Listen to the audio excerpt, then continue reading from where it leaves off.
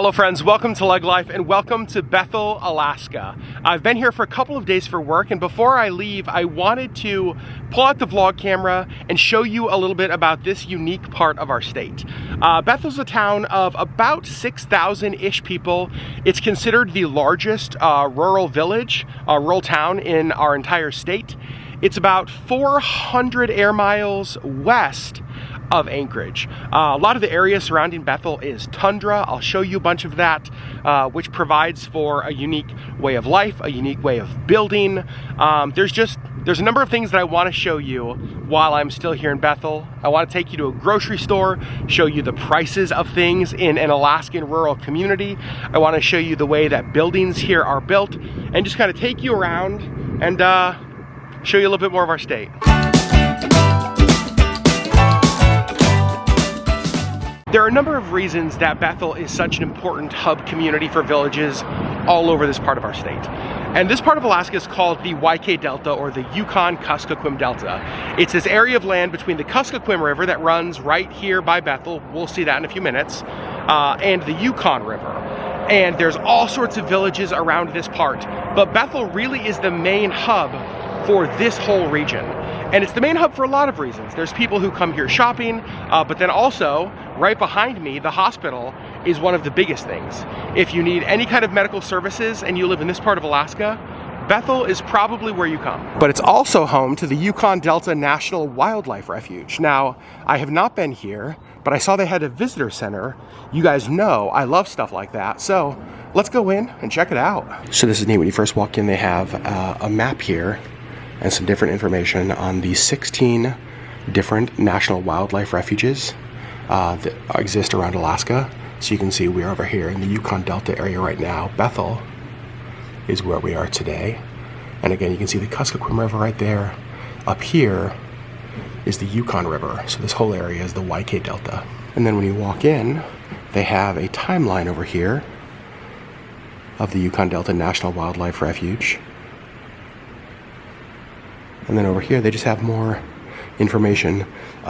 The ranger here showed me something I thought was really cool. This is the salmon migration map. I'll show you this in a second. It's kind of one of those topographical maps. So just so you know where we are, this is the Kuskokwim Bay. So the Kuskokwim River dumps out here into the bay. So this will show you the migration of salmon. Watch this. You can see how it lights up. The salmon migrate, and then up there into the river. Over here, lots of different animals that are native to the area. One of the things that I thought was interesting as I was reading up about this part of our state is that lots and lots of birds, but not a lot of big animals. So bears are not hugely prevalent here, moose not hugely prevalent, but they do have lots and lots of birds, lots of seabirds and things like that. And then over here they have another display with more animals. Is that Harry Potter's owl? And this is actually talking a little bit more about some of the larger animals like the moose here. So in the whole Kuskokwim drainage area, in 2007 they observed, 149 total moose, but then look, 2009, 258. It does make me wonder, because I mean 2009 was a long time ago, what's happened to that number since then? This can be a helpful display to remember when I'm showing you some of the building methods here in Bethel a little bit later in the video, because this is what the ground is like out here on the tundra. You can see the top layer is wet soil, then you get down to a layer of peat, then you have leach layers, but then down here what you have is permafrost, and permafrost is basically frozen ground. Now, most places you'd have, layers of soil, maybe gravel. You'd eventually get down to bedrock, so things were stable. However, with the permafrost, it is constantly melting and changing and adjusting, so the ground is hard to really build a foundation into, but it's also always changing. And so you'll see some of the effects of that when I show you some buildings a little bit later. So you can see it's not a huge visitor center, but it is nice that it's here. It helps you understand the region a little bit more, some of the wildlife that exists here, what the landscape is like, and they do have postcards for sale. You guys know how much that makes my heart happy. And then also, they have a little gift shop over here. This is cool. Look at that poster. Established 1980. That was the year that I also was established. And of course I didn't bring our national parks passport with us, but they do have the cancellation station here, so I'm gonna stamp a piece of paper, take it home, put it in our passport.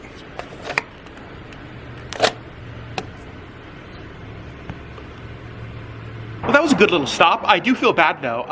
My team flew out, well, they're actually flying out probably right about now, and we didn't come here while they were here, but I think they would have enjoyed this. I knew this was here, but I didn't know what it would be like. It was really great. Definitely one of my favorite places I've stopped so far in Bethel. Lots of good information about the region, about the area. Now, let's head out. Oh, also, I got postcards, perfect. Now, let's head out and show you a little bit more of the town. All right, our next stop here on our tour of Bethel is maybe one of the absolute lifelines of this community, and that is right here, the Kuskokwim River. You can see the Welcome to Bethel, the hub of the Kuskokwim sign right here. And then we have the river out here. You can see boat there, down here. This is the dock right here.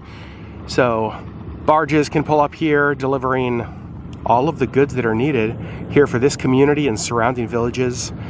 There are lots and lots of boats here. I'll take you over to the harbor here in just a second.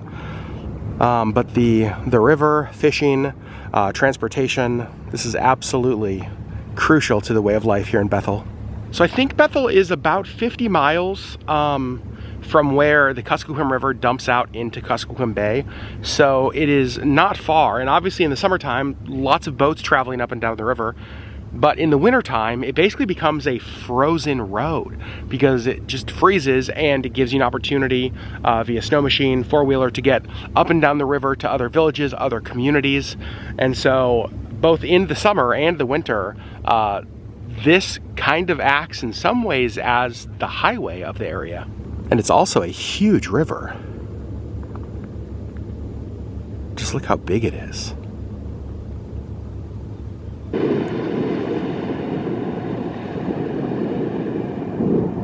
Now, there are paved roads in Bethel, but the majority of roads are gravel. So we picked up the rental car a couple days ago, and in just a couple days, you can tell we got it pretty dirty. This has been a really good trip. We were out here doing some work with a couple Native organizations here in our state around issues of missing and murdered Indigenous women, human trafficking, sexual assault in our state. How in the world do we continue to raise awareness of those in our Native communities? How do we reduce all of those things in our Native communities? And so it was a really good couple of days of work in a part of the state that I haven't been to Bethel in over 20 years for sure, probably longer than that. And it's good to come back.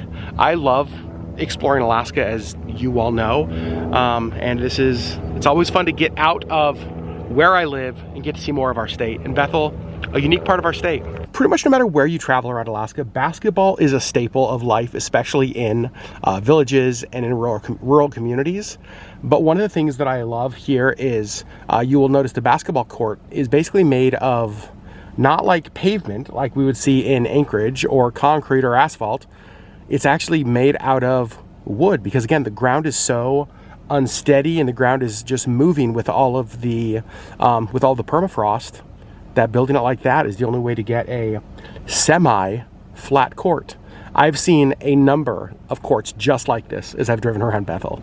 And with the changing ground, sometimes it has effects like this, where a house just, well, starts to get consumed by the land as the ground melts. And here we have a pretty good view of the sort of small boat harbor area. You can see lots of spots for boats. There are a lot of them out. We were by here a couple days ago and then earlier today, and there were a lot more boats in here. So a lot of people out on the river today. It is a beautiful day though. This is the nicest day we've had since we've been here. The first couple days were cloudy, rainy, windy, but today we got some blue skies and sunshine. And 55-degree temperature, which is not too bad. This is a good example of what I was talking about with how things would be built differently here. A lot of the houses are elevated, they're up on stilts, they have like an elevated foundation to get off of that tundra, off of that permafrost ground. But then also, you got to think about how in the world do you bury water pipes, other things like that. So a lot of the houses, you will actually see this elevated pipe system for all of that. It's just like little pipelines running from house to house. There's a good example of the elevated foundation, kind of the house up off the ground right there. And then piping system right there. Next up, we're going to the grocery store. It's important to remember that everything here in Bethel has to come in one of two ways. It's either coming in by boat or by airplane, because there are no roads here to Bethel, so there are no shipping trucks that can drive here. This is the AC store. AC stands for Alaska Commercial, and it is by far the biggest grocery store. Go ahead and close that for them. The biggest grocery store here in Bethel, and honestly, it's really nice. So on the whole first floor here, I'll show you, is grocery. Upstairs they have clothes and stuff, and also furniture. So I want to show you a number of different things just to give you an idea of what prices would be like for groceries here in Bethel. I want to show you things like milk and eggs, but then I want to show you some things that when I saw the price of, I was a little bit surprised. First of all, a dozen eggs, $5.99 it looks like for the cheapest ones. If you wanted like organic brown eggs, $10.99 a dozen. Over here we have milk. Looks like a gallon of milk, $12.49 for the gallon. They do have half gallons over here for $7.79, and then a can of whipped dairy topping, $7.59. Let's look down here. We got Kraft macaroni and cheese. Looks like $4.29 per box for that, and the always popular ramen noodles, 89 cents per pack. If you want to get a case of them, it looks like $16.49 for the case. As far as coffee goes, you can see a can of Hills Brothers is $21.99. They do have like bagged coffee. If you wanted Starbucks, a pound of Starbucks coffee, $19.19. Looks like we have chicken thighs, $2.99 on sale right now. And then we have like pork loin chops, $3.99 per pound. You can see they actually have a really amazing selection of meats. This is a really, really nice store. Now let me show you some prices that are pretty amazing. Box of diapers, $90.49. The sheet cakes here start at $60. So $60 for the plain one. If you want something like this, the price $65.99. So just so you know, there's like $600 in sheet cakes right here. You can see a thing of Gain laundry detergent, $40. The big 28-pound box of Kirkland is $50. But what about for pets? Bag of dog food, $40.99, $40.49. Missy's cat food that she eats, $46.11 per bag. And so you can definitely tell the things that are bigger and bulkier and take up more space, or that are really heavy, are the things where the prices tend to be a lot higher on, which does make sense because again, everything is coming up here either by plane or by boat. However, I do have to say, they have a great selection of cheese. I did not expect this. And a really nice produce section. Of all of the rural Alaska grocery stores I've been in, even up to Utqiagvik, Skagway, here, other smaller communities, this may be the nicest.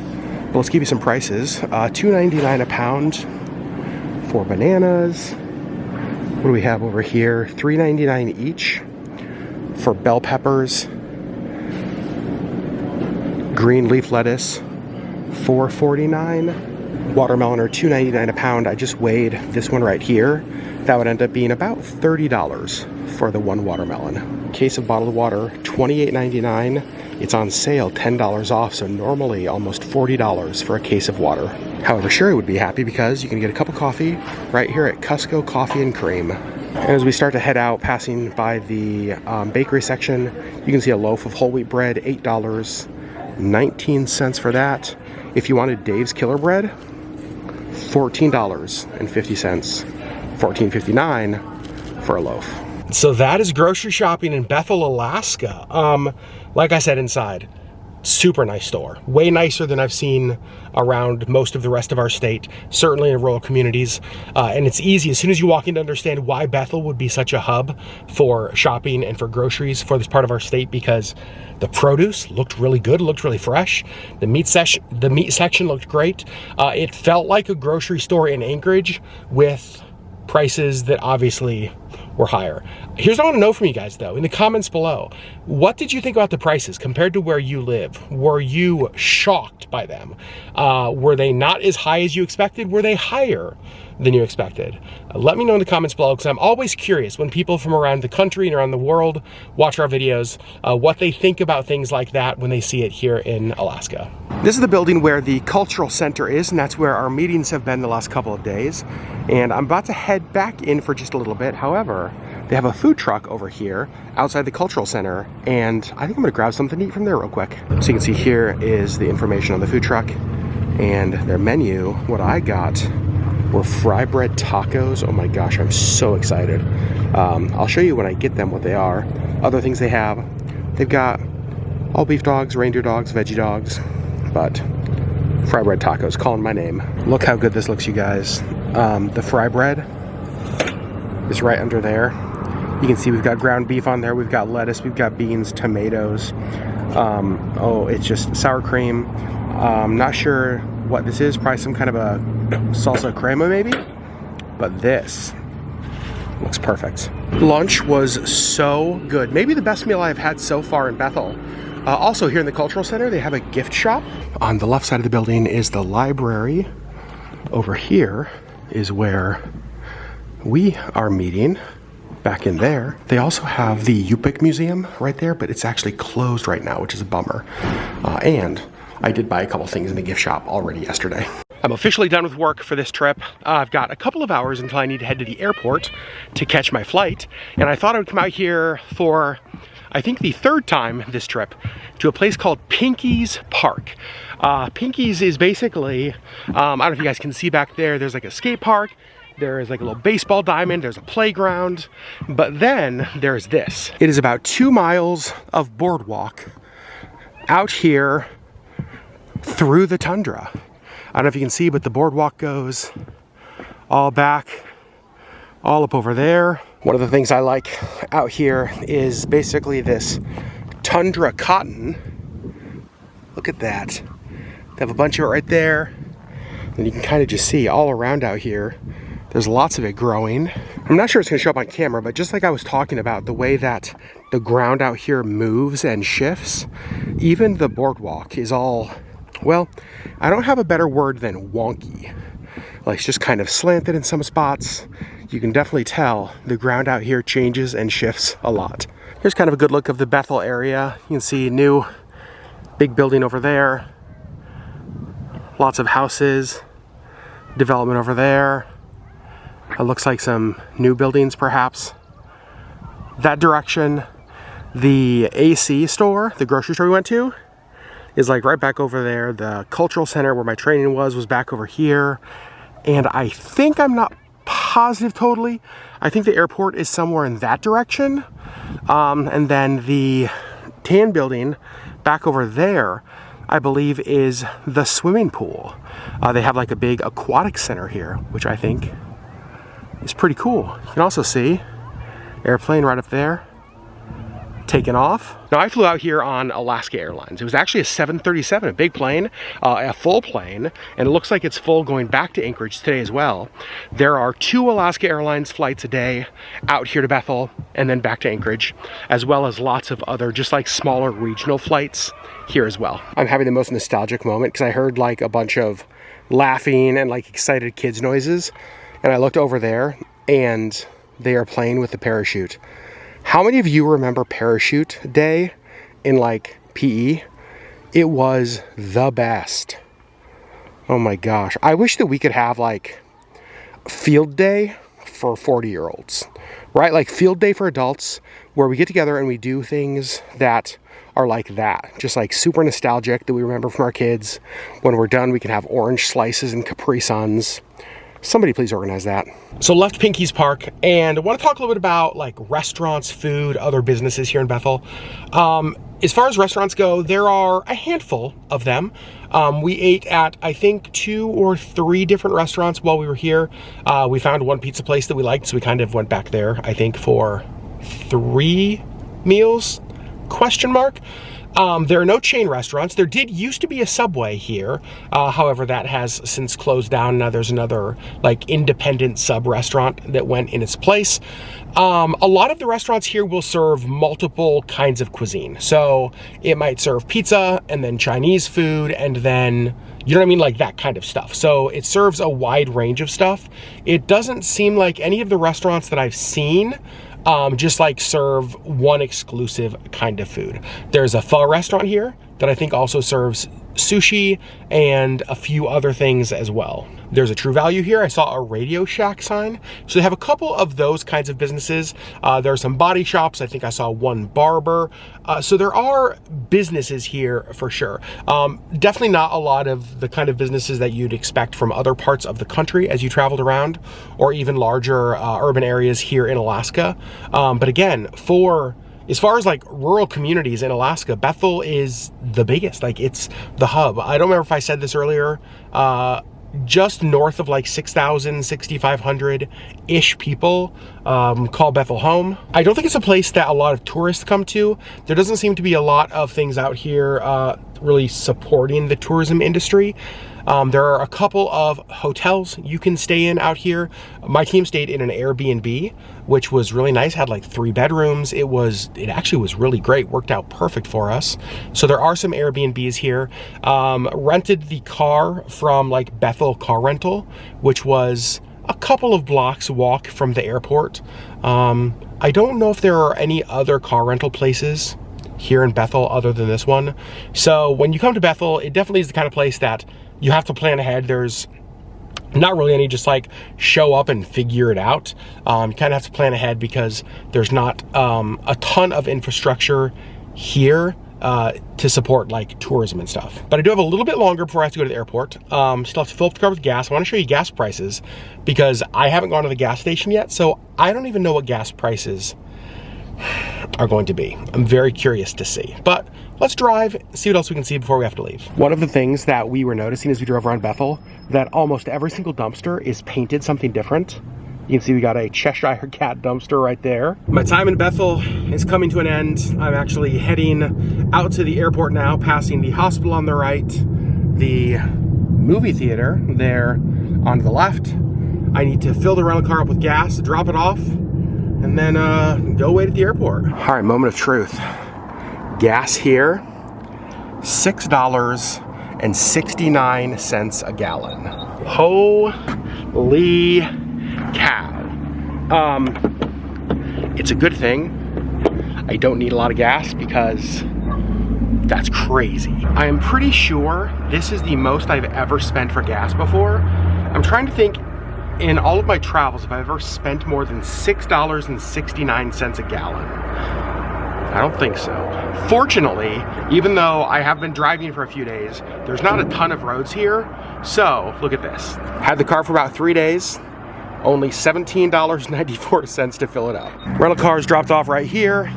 I'm gonna go inside, get the return all done here at Bethel Car Rental. This is one of my favorite things about Bethel Car Rental is the welcoming committee. This is Shadow. All right, rental car's returned. I said goodbye to Shadow.